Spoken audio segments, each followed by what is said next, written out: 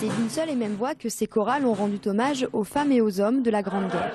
En cette année de centenaire, les commémorations se font nombreuses et la Fédération musicale de Savoie a voulu s'associer à ces grands moments avec les voix du souvenir. On avait envie de mener un projet avec les chorales et que cette année 2014 est riche en événements sur ce centenaire de la Première Guerre mondiale. C'est très important et je pense qu'on l'a bien vu ce soir, c'est aussi extrêmement important de faire passer un message de paix et de se souvenir, de se rappeler et d'essayer de prendre toute la connaissance et tout l'héritage qu'ils nous ont laissé. Voilà.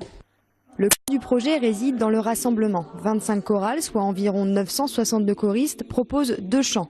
L'un d'un compositeur du XXe siècle, l'autre sur le thème de la paix, avec en point d'orgue le canon de la paix, chanté en même temps par tous les choristes. Un moment fort que le chef d'orchestre Louis Mille maîtrise sur le bout des doigts.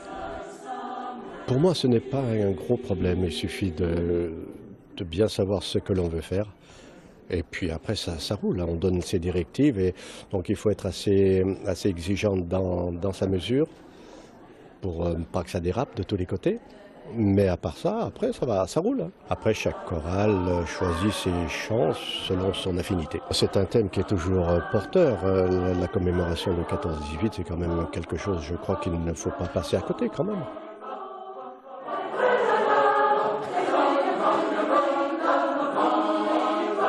Les voix du souvenir se produiront encore pour 2 dates, à Albertville et au lac du Bourget, pour que le souvenir de cette grande guerre perdure encore un peu.